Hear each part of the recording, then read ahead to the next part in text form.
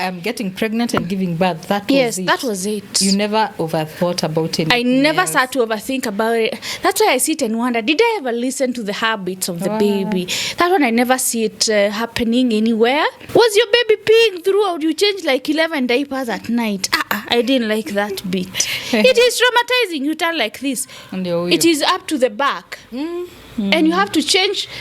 I didn't know you can skip at least the vest and start with the romper, or avoid the vest, because now I had to change the vest, the romper, and something else, this slip-in, whatever. So my nights were very busy. She would come from school straight to where the cat is. She would not even say hi to me. The cat, where is it? Wow, she's an animal lover. Yeah. Some of the things that people have gone through in life, when they grow up, they project it a lot on their children. A lot. And some children even wonder, do my parent love me?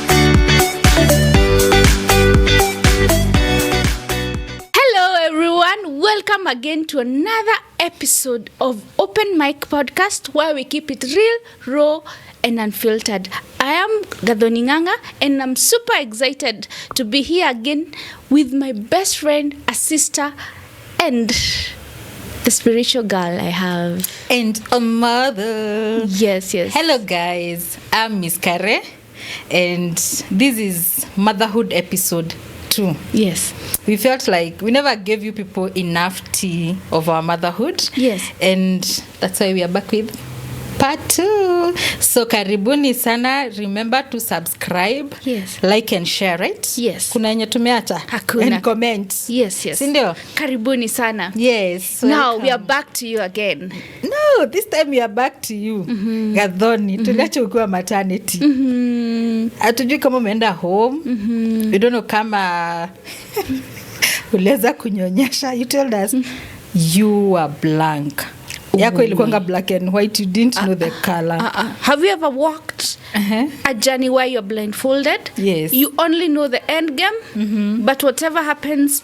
And I think if you approached life that way, it would be so easy. Because I wasn't afraid of any obstacles along the way. I was so focused on the goal. Very interesting. Because I never sat to worry what will happen to the baby when she comes to this world. Yes. That never crossed my mind a single time. The innocence in me. The labor beat did not even ring to me whether it's going to be complicated. That was not my business. My business was receiving my baby. That was kind of highest level of innocence I've ever experienced. Yes. So here I am. I'm given the baby. No, let me ask you a question before you continue. There's a point you told us. Yes. The nurse brought the child. Ukamwambia asha nirare kadogo. Hiyo lazima ningeomba ruhusa. No, the thing is, my question is, did the labor pain affect you? Maybe the labor pains affected you, or it was just innocently nataka kulala? It was innocently nataka kulala. I'm telling you, this journey, I was doing it with a lot of naivety. Yes. I didn't know the expectations. I didn't have expectations. I just knew I want a baby. Yes. But now what to do with the baby when the baby comes, yes, I didn't know. Yes. Here I am. Yes. I experienced the labor, yes, which I told you was smooth. Yes. And had no much complications. My feet wobbled, yes, which is normal. I came to learn that later. But I go to bed. Yes. I sleep deeply. Very deep sleep. Yeah. That, like, I had not rested in a while. The you previous... Not worried? Like, where is my baby? No, that was not... Well, that was a list of my worries. That was a list of my worries. Yeah. I had accomplished my goal, which was to deliver. What else? What did you want from me? I'm getting pregnant and giving birth. That was it. That was it. You never overthought about it. I never sat to overthink about it. That's why I sit and wonder, did I ever listen to the habits of the baby? That one I never see it happening anywhere. I attended all the clinics, but the bit of me listening to the baby's growth or anything, or being excited that the baby is growing in me, no, that was not there. I was just going through life, too blindly. I don't know exactly what I'm doing. Am I doing it right? And that was healthy because you never worried. Nothing bothered you. Yes. For you are so relaxed being a new mom. So here comes the journey. After now the delivery, I'm given my baby. I'm shown how to wash the baby. Already I knew how to wash the baby because I have my sister's kids are there. So at least that was not a very huge thing for me to do. So wacha tuende nyumbani sasa, makosa ifanyike hapa. Hakuna nurses wa kukusaidia. Hakuna, sasa ni mimi na mtoto wangu. So one thing I made sure is that she never cried. Nobody had that baby cry. Because alikuwa anatan kidogo anataka kulia. Receive your food.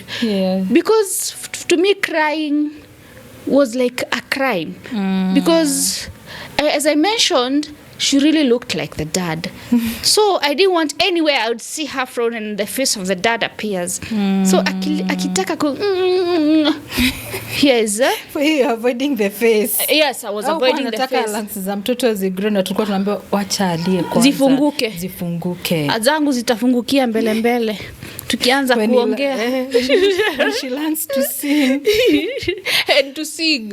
Not crying. But that baby never cried. Wow. She never cried. And I thank God the nights were okay. But wacha nikuulize. Was your baby peeing throughout? You changed like 11 diapers at night. I didn't like that bit. It is traumatizing. You turn like this. It is up to the back. And you have to change. I didn't know you can skip at least the vest and start with the romper or avoid the vest, because now I had to change the vest, the romper, and something else, this slip-in, whatever. So my nights were very busy. I'm here changing the diaper. I'm finishing changing the diaper. The dirt is up to the back, so I have to remove the vest and everything. But I still enjoyed it. And then that same night, I'll go to the bathroom. Wash the t-shirts. I don't want it to get sticky on there. You are busy young mom. I was a busy mother. And how old were you, by the way, at this time? I was 24. Oh, good age. Yes, I was 24, heading to 25. Good. So I would wash what is this called? The vest. The same night. The same time it is dirtified, I'll wash it immediately. I won't wait for tomorrow. That same time. So my nights were up, down, and I slept with my lights on for the longest I could remember. Wacha nikwambie, the time I started singing One Pampers, One Dry Night was the beginning of my joy. Because that was tricky for me. This changing of diaper was too much for me. I think I didn't sleep for like 3 weeks. Yeah, I didn't sleep for like 3 weeks. And I thank God our babies came at a time diapers were available. Yes. But they were expensive though. They were expensive, but God gave us grace. We had them. Expensive. Yeah, because also remember I used diapers and also none because niko shule. So you have your baby lazima akunywe maziwa na diapers by there at the same time, and mine was a boy. So you can imagine tulikuwa tunanunuanga the big one every week, and maziwa I think 2 tins at the same time. And personally I'm grateful to my mother because at this time I'm a student, so she's paying my school fees. Nalea my firstborn because mi natoa pesa wapi. What level of school were you in? I was in college. Okay. I mean, my entire life of college tumefanya nini, tumesoma na Lewis. Okay. That was amazing. Now here I am we stopped with the diaper change. That was the biggest milestone. The most interesting bit was when the baby starts to crawl and is able to climb on small things. There was this particular drawer. You would always find her inside it. You look for her a whole like 20 minutes. In the kitchen or in the bedroom? It was in the kitchen. But the spot you'd always find her was in that particular drawer. And then she would remove everything from that drawer until I decided nothing I'll put there anymore. And but it was interesting. Yeah. She grew up. We started the school journey. And it has been God through. Yeah. Until where we are, I would say it's been God. Yeah. There are nights that she would be unwell, but God has always made it easy. Yeah. And so far, I thank God. Yeah, that's a beautiful story. That's an amazing story. Yes. Talking of the drawer, my cousin, my nephew, yeah, he's my nephew. Because you see, at this time I'm staying with my cousin, so they also had a son. So there was this time, tumemtafuta the entire house, the compound atumpati. You know, we found him in a cupboard in the kitchen. Kameingia kakafunga na kakabeba bibi. Yote kutoka juu mpaka chini alikuwa na kaa yellow. So we even wondered tunaosha from which corner. So I would say motherhood is beautiful. Yes. If you embrace it, because that specific act inaweza fanya uruke a knob, and you start beating up a child, acting up towards a child. But if you're a healthy mother, you just look at the baby, you laugh and you clean them up, and you know the journey moves on. You didn't have those funny bits apart from the drawer. There were so many, but one thing about her, she was very calm, and she loved cats. Oh, so she would hold it all the wrong places. So at times to get mad at her and hurt her in Amgwara. But up to date, she loves cat. Yeah. And one thing I remember is she would come from school straight to where the cat is. She would not even say hi to me. The cat, where is it? Wow, she's an animal lover. Yeah, she is. She is.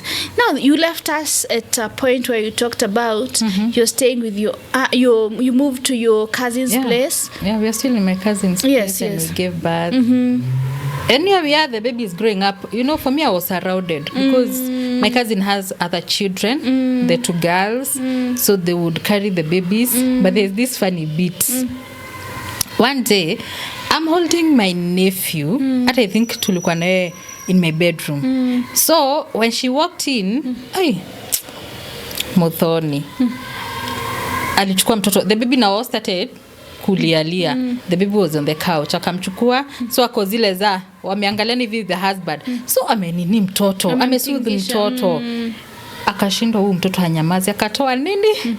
KCC akaanza kumpea. So nashindwa this baby anashindwa ku grab, because you see me I'm not as her. Alinyonyesha mtoto wangu. By the time I realized the husband is looking, ajui, aelewi, at this point ajui ni nani ananyonyesha. Now she thinks, you see, she's a mother still, and the child is breastfeeding. And the husband, wameangalia, I don't know what the husband thought at the moment. Simon Peter, I don't know if you remember. I would really want to know what you thought. Because alinyonyesha mtoto. Na mtoto wangu anashindwa, kwani leo mama zake zimekuwa kubwa aje? Zimekuwa kubwa aje? Baleta leo nakaangalia, kashindwa kanani kwa kanyihirere, because the baby now he was bigger. But the baby alikuwa amenyonya. Wow, that is amazing. My baby alikuwa shanyonya. But we enjoyed, because at a level, my child was a calm child. I don't know, we didn't have rough time at analia usiku. And the night alilia sana, my cousin came akaenda kulala na yeye. So and you the had husband, someone that came through for you. And the husband is a lover of children. He had their time, they are bringing up their own children. So I can say they made my young motherhood to be easier because I don't know what I could have done. I didn't know nothing. Yes. I knew nothing about it. I don't know ningeanza wapi. Kai, I thank God you guys came through for me. May the Lord bless you for Amen. me. Because if it were not for you, Simon Peter and Muthoni, sijui ningefanya nini. And also the children. Because watoto wake pia wangekataa nikae kwao. You see, I didn't know where else I could have gone. Yes. Yeah. But let alone, we moved to Nairobi and we were on our way. And we started life alone. Yeah. And here we are. So many 18 years after with 2 more children. What has motherhood taught you so far? Being patient. Being patient. Patient. Because kama kuna kitu imejaribiwa kwa hii maisha yangu ni patience. Yeah, but with God and being patient, understanding these children. Because kama sahi, I'm a mother of 3 now. So, and they're in different phases of their lives. So, at times, I would not understand what's happening, and they're all boys.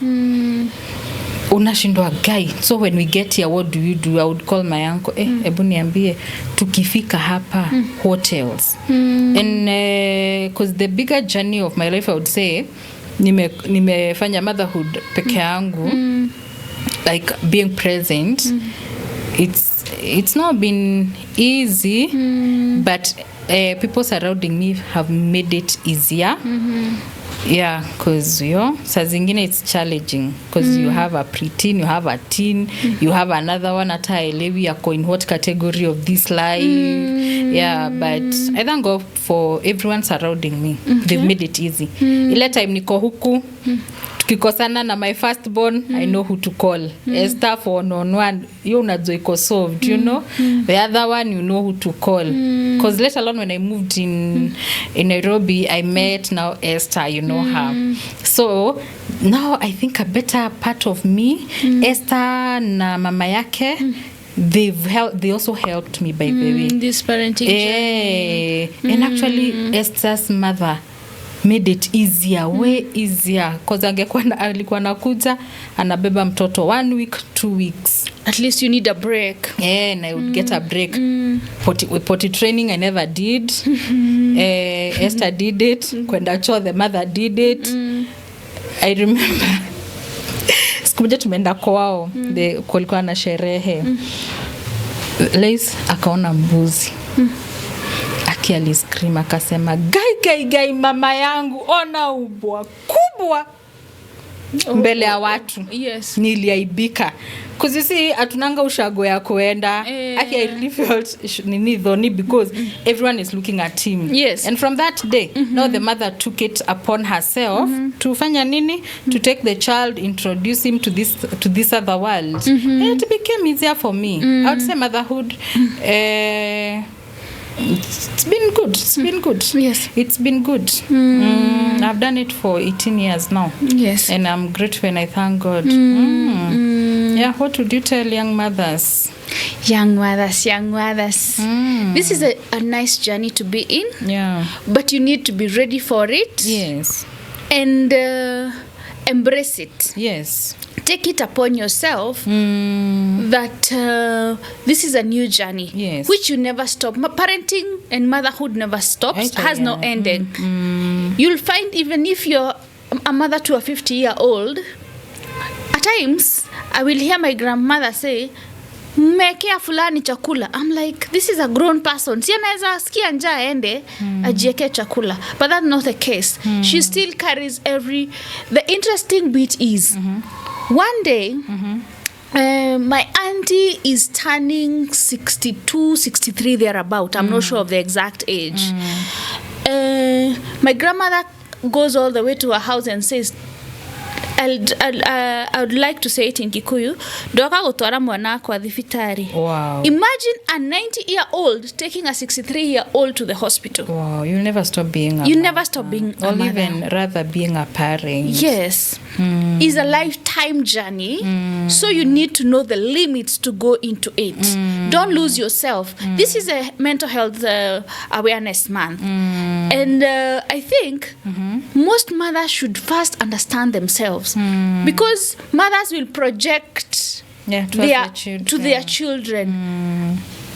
When growing up, the millennials, I think we have suffered enough because our parents would just sprout whatever. Even if ameshika kikombe, hiyo ndio nakugonga nayo kaende kakienda. Yeah, most of the mothers by the nasikianga watu wamepeana story. I have a friend of mine, she keeps on telling us how the mom would beat them up, would even bite them. Like Rafika hivi kimguu. Anauma. Si kutaka kwake. The problems they had were more than enough. And now they're asking, now when the grandchildren have started coming, hi, and wazazi wenye walitu raise. Why are they pretending to be this calm? Yes. And kwetu walikuanga nikawa wamefunzwa taekwondo. But we were also, I think, very hard. Oh my goodness. Why you? Does children do the things you used to do? I was a you know, my childhood was I have given my children a different kind of life from what I got, because for me I decided to stick with my babies. Mimi, whatever, if I see the situation is not healthy for them, I run with them. So for me, I didn't even realize what was going on in the society. Oh, you were very calm. It was fear. So kila mahali ukienda unanyamaza. And let's see. But you see, it was a bit kadhori, sorry. Proverbs 22:6 inasema, train up a child in the way he should go. The minute you've realized you've conceived. You know, when you talk to a child, you're a nurse, you know, you tell us, start engaging with your babies while they're still in your tummy, you know. Even when he's old, he will not depart from it. The purpose, you start creating their purpose early enough, because when you realize you become a mother, you start a journey. A Christian journey as well as being a mother. Even the same Bible inatuambianga aje usiweke kijiti chini, si ndio? So you know how to discipline in a healthy way. Yes, please continue. I cut you short, I'm sorry. It's okay. Now, when growing up, I think there was no mercy. And we were never given years. Because as we would be beaten, things happened. But right now, you dare shout at that kid and they'll be like, was shouting the only solution you had? Like, did you have to shout for me to understand? Yeah. For them, they're outspoken. But us, we were on the receiving end. Hata si ulikuwa unachapiwa makosa mwingine. Si ndio. Mmoja akikosea, nyinyi wote. Makosa ni yenu. Yes. But I think the world is changing. And each day, let's work hard on not projecting our kids on what we went through. Maybe make their life better. Make them better people in society. Yeah. And help them to grow in the ways of the Lord. By the way, you know, I've come to realize some of the things that people have gone through in life, when they grow up, they projected a lot on their children. A lot. And some children even wonder, do my parent love me? Am I even their biological child? Because unapata huyu mama amechapa mtoto and it's because of the traumas. So umefanya kitu ina trigger. Akiona anything ina trigger. And I think it's good as parents, you just know how to deal with these children, irregardless. Like our alphas, yes, na our wanaitwa aje majenzi, because I mean niko kwa both. Hey, their thinking is different. Yes, it is very different. They just look at you talking, because my mom was very different. Mi hata siwezi kumbuka mamangu akinichapa. I think she was compensating a lot because of what I was going through. So for her, she was able to shield me. Hata kama I was going through a lot through now because of my stepfather, she shielded me. So Sina Nis, I think tumekuja kukeleleshana we later in life after tumesha grow up na shido. Haya, kwanza ukimwambia unaambia gai wagere no me ni dashokeria mami witu, you know. Yeah, but back then she was very soft. Mimi, I can say my mother, she was not the taekwondo type. But now coming to me, mimi nitapita nawe. Mimi nitapita nawe. Mimi nimevunja mwiko like on a serious note. But it's because sitting down ukikumbuka ni like, oh God, sijui nani broke my heart. Sijui you don't know where you're going to get, sijui what. There's a lot going on. Yes. And this child amefanya just a kasiri thing. And it's not even that serious. And say that they can speak out. You should hear what they say. I think we should bring them on set one day. So that they can speak out. Ai, watanishabia. You know, I think I'm the typical now African mother. Ilo ukiangusha kikombe. Gathoni go idhi afio maitogo dakirutaga kwa kerea, you know. Waikobe. Yeah, I think I grew up being that typical mother. And they make fun of it. If you hear them mimicking me, pika naambianga aki msiniaibishe mbele ya watu. You know? Yeah, but I am grateful. I don't know. I think I would want to hear Nini motherhood from our viewers. I think one of these fine days we should invite bring up a mother. Yeah, a mother, so that we can know their journey. Because ours, God made it easier, and also our parents. Us, we are blessed. We are truly blessed because our parents were there for us. They stood in for us. Yeah. Did you get another child after? Not yet. Yes. Oh no. I see the next question you want to pop up. Please spare me for today.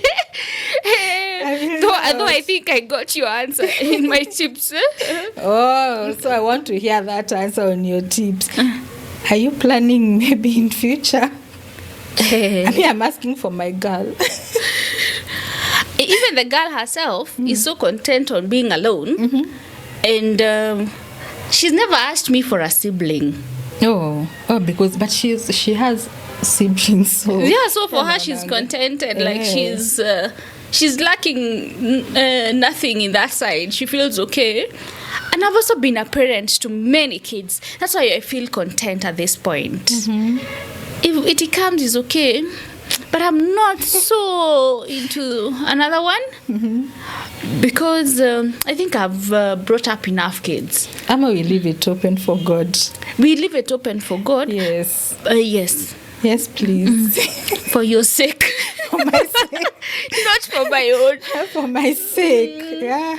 I'm old enough now. Excuse me. Yeah. I have a friend. That is your friend.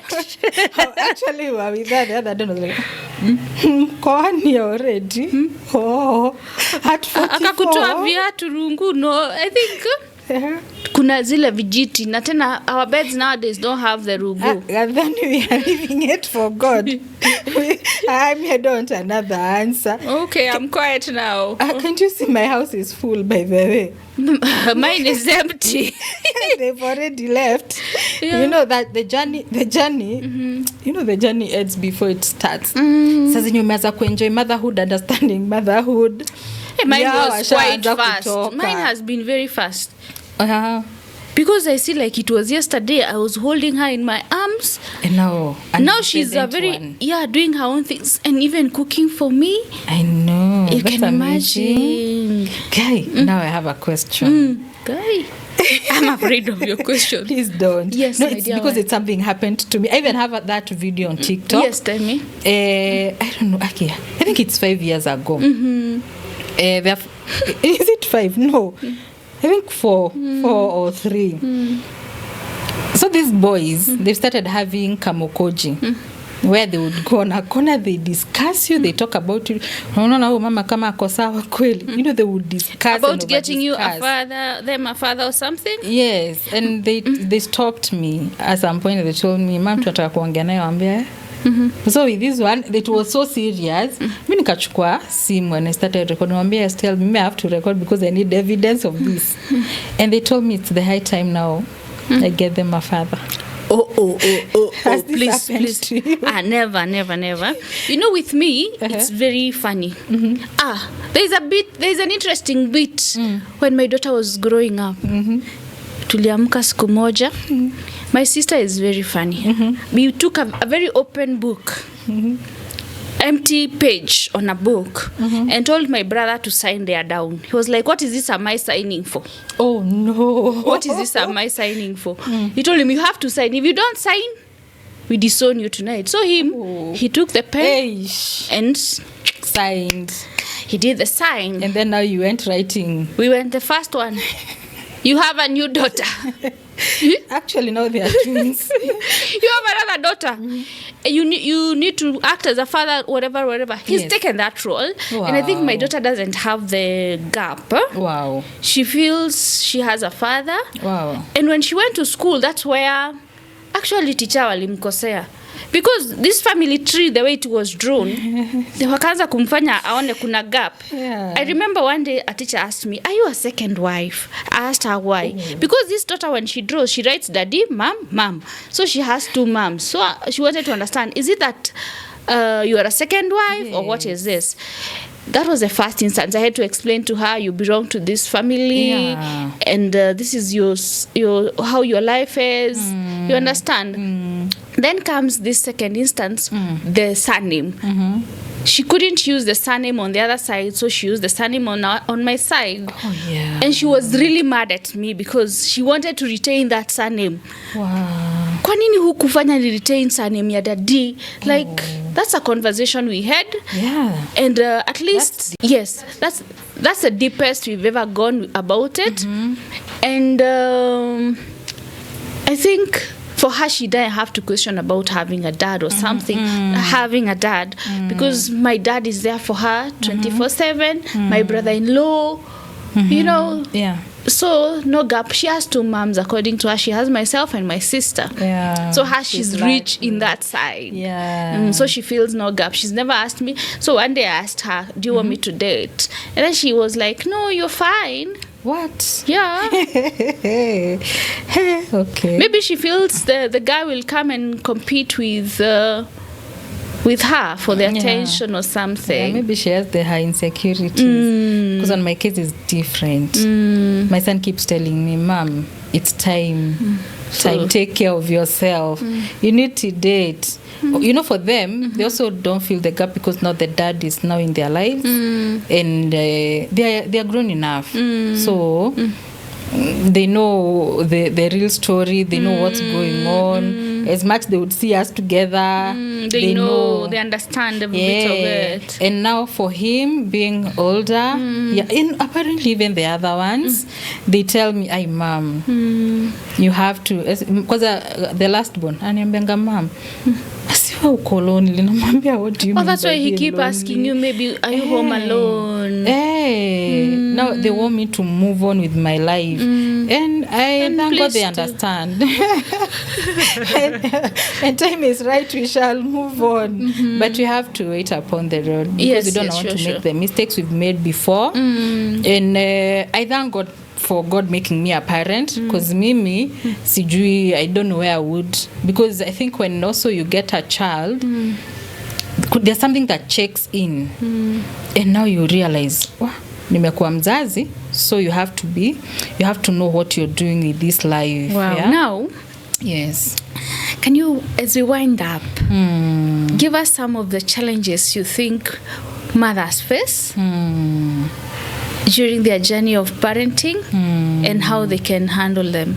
The challenges ni mob, because number one, it starts from way before. When you understand, because for me I tell women, please understand, when you're having a child, you're having a child for you, not for the man. Yes, it's for you. And that is where we go wrong. Yeah, because now when you start thinking, I'm getting this child because of a man, what if they leave? Utafanya nini? And you to hold on to the baby for the rest of your life. Yes. So when you understand, this child, I'm giving birth to this child because I want. For not you. Because yes, I've been pressured by the in-laws, watu wanazaa nini and you're ready, it will be easy. And when the challenges come, you're able to move with the tide. You know, you don't get sink, sunken. Yeah, you don't sink into the tides, but you ride on top of them as they move. Yeah, the challenges will never miss because these children at some point they will change their characters as they grow up. So you go learning, and there are seminars people can attend. Involve God from the beginning. You never leave God behind because he's the one who gives us the manual along the way. So tulisema motherhood haina manual. Yeah, so hizi zingine, imagine God will make it happen. Yes. Yeah, there's a time I would wake up, msichana amekupea list, it involves the children. Hauna do. Me, I would kneel and tell God, here's the list, na hii ni ya watoto wako. The minute you understand our watoto si wetu, Mungu ndiye anato entrust to them. About children, you never be worried. You never be worried. You put God on board and we move on. I think this topic is sweet. So, and very wide. Yes, so it will haitawaisha. So we'll keep revisiting it over and over again. And I feel we have tackled quite a huge bit of it. Yes. So let us write this up. Sindio? Kabisa. Yes, it was nice listening to you, and you made me learn a lot. And the best lesson I've gotten from today is embrace the journey. Motherhood has no manual. Do it your way. Yeah, do it your way. Yeah, because si unakumbuka unaambiwa pia mtoto marenge, mwingine anakuambia don't give popo. You do it your way. Yes. So to our viewers, we are happy. We are glad that you're still here. Thank you for the new ones that are coming. Remember to subscribe. I keep forgetting. Yes, remember to like and share, and also leave the comments. Let's know ni wapi tunaweza adjust and what we can add to our episodes. No, this was Motherhood episode 2, and until next time, bye. God bless you. Shalom. Amen.